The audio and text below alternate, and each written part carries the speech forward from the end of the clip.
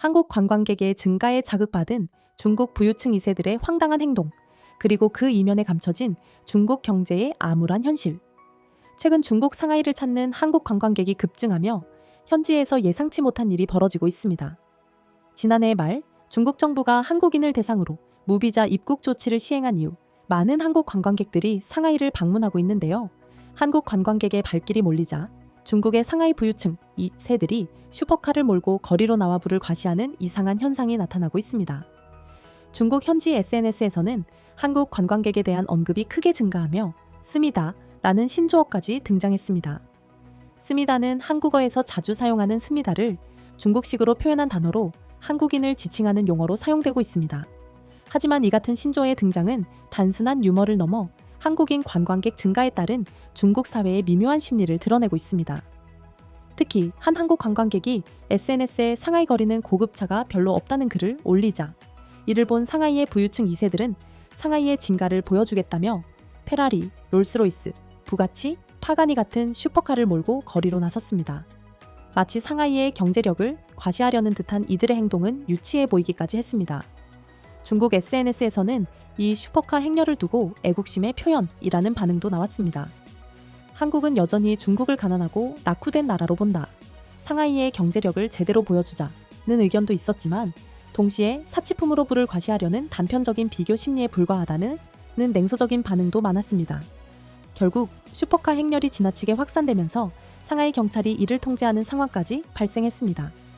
중국의 부유층이 보여준 과시적 행동은 결국 역효과를 냈습니다.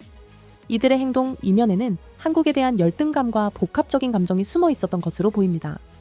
그러나 현재 중국 경제 상황은 이러한 과시적 행동으로 덮을 수 없는 심각한 문제에 직면해 있습니다. 중국 경제는 최근 심각한 디플레이션 위기에 빠져들고 있습니다.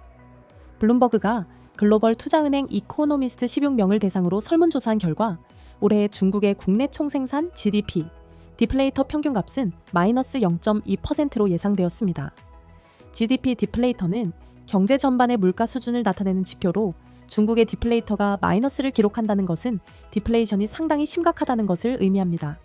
팬데믹 이전 10년간 평균 3.4%였던 디플레이터와 비교하면 최근 2년간의 디플레이션은 매우 이례적인 상황입니다. 더 심각한 문제는 경제 전문가들이 올해까지 디플레이션이 3년 연속 지속될 것으로 전망하고 있다는 점입니다. 디플레이션의 주요 원인 중 하나는 부동산 시장의 붕괴입니다. 약 18조 달러에 달하는 가계 자산이 증발하면서 중국 소비자들은 소비보다는 저축을 선호하게 되었고 이는 내수 부진으로 이어지고 있습니다. 올해 중국 경제는 해결하기 어려운 4대 난제로 인해 더욱 큰 위기에 직면할 것으로 보입니다. 첫 번째 난제는 바로 트럼프의 재선입니다. 트럼프는 취임과 동시에 트럼프 2.0 시대를 열며 대중 관세 폭탄을 본격적으로 준비하고 있습니다. 이는 중국 경제에 큰 타격을 줄 것으로 예상되며 특히 중국의 수출 의존도가 높은 산업들이 직격탄을 맞을 가능성이 큽니다. 두 번째 난제는 만성적인 생산 능력 과잉 문제입니다. 생산 과잉은 디플레이션과도 직결되며 중국 기업들의 재고가 쌓이고 수익성이 악화되는 주요 원인이 되고 있습니다. 세 번째 난제는 가계 자산의 폭락입니다. 2021년 하반기부터 시작된 부동산 산업의 몰락은 중국 경제에 치명적인 영향을 미쳤습니다.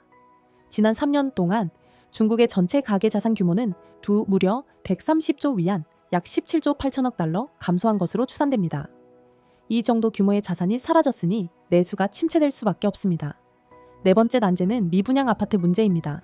부동산 경기 침체로 인해 중국 전역에서 유령 아파트가 늘어나고 있으며 심지어 빚을 갚기 위해 미완성 아파트를 떠넘기는 사례까지 등장했습니다.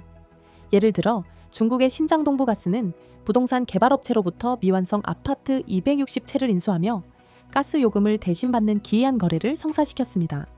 광둥성의 타일 제조업체 모나리자 그룹과 상하이의 주택 디자인 회사 어반아키텍처 디자인이 현금 대신 유령 아파트를 인수한 사례는 단지 시작일 뿐입니다.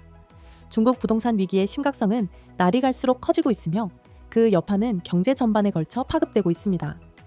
특히 2021년 헝다 에버그란데 사태로 촉발된 부동산 위기는 줄줄이 이어지는 디폴트와 유동성 위기를 낳았고 한때 짓기만 하면 떼돈을 벌 수 있다던 중국의 부동산 산업은 이제 공급 과잉과 미분양의 늪에 빠져 있습니다. 현재 중국 전역에 방치된 유령 주택의 수는 약 900만 채에 달하는 것으로 추산됩니다. 이는 단순히 부동산 산업의 문제를 넘어 가계 자산과 경제 전반에 걸친 치명적인 악영향을 끼치고 있습니다. 홍콩조차도 이러한 중국 부동산 시장의 충격에서 자유롭지 못합니다. 한때 아시아의 진주로 불리던 홍콩은 이제 중국화의 물결 속에서 그 매력을 잃어가고 있습니다.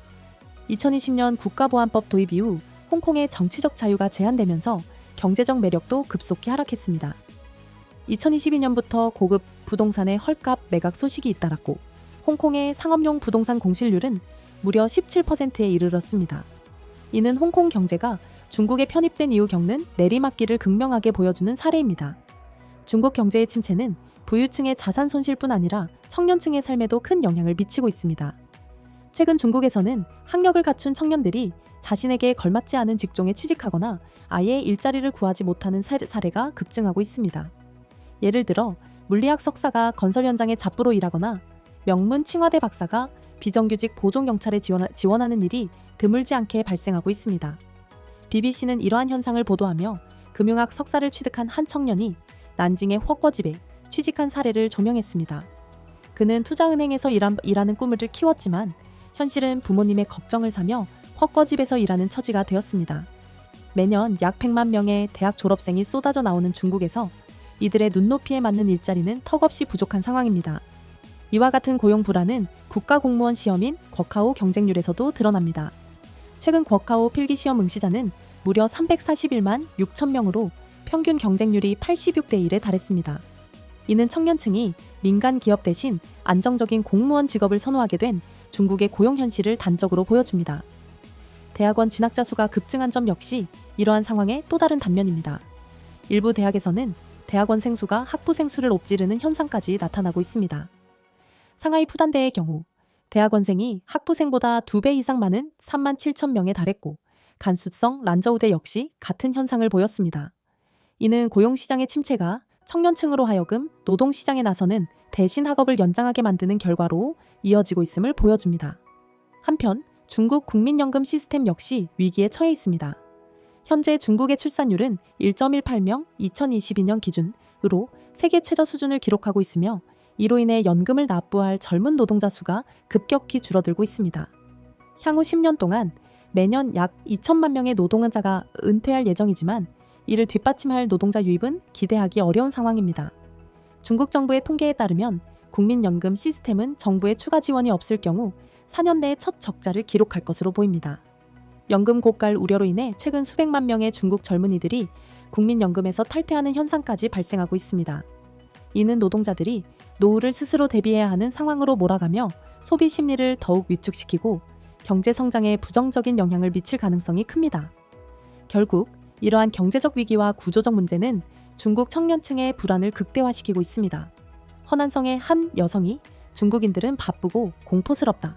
우리는 마치 개처럼 살고 있다고 스스로를 비하하며 올린 영상이 수많은 중국 네티즌들의 공감을 얻은 것은 이러한 현실을 대변하는 사례입니다.